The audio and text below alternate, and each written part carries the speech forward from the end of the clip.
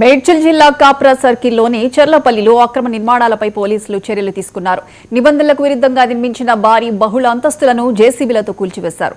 గతంలో నోటీసులు ఇచ్చినా లెక్క చేయకుండా సీజ్ చేసిన బిల్డింగ్లను మళ్లీ నిర్మిస్తున్నట్లు అధికారులు గుర్తించారు.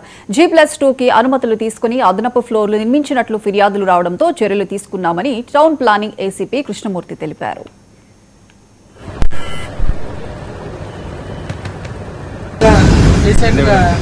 బాధ్యతలు తీసుకున్నాను.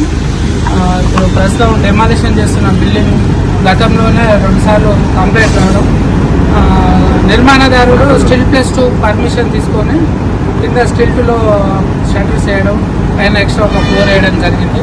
గతంలో మా అధికారులు సీజ్ చేశారు.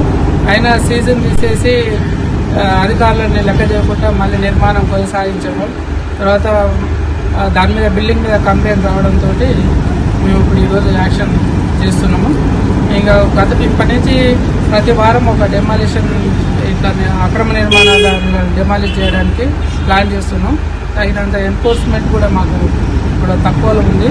అది కూడా పూర్తి స్థాయి ఎన్ఫోర్స్మెంట్ బృందాన్ని తీసుకొని ప్రతి వారం రెగ్యులర్గా అనుమతి లేని నిర్మాణాలని కూర్చడానికి ప్రయత్నం చేస్తాము.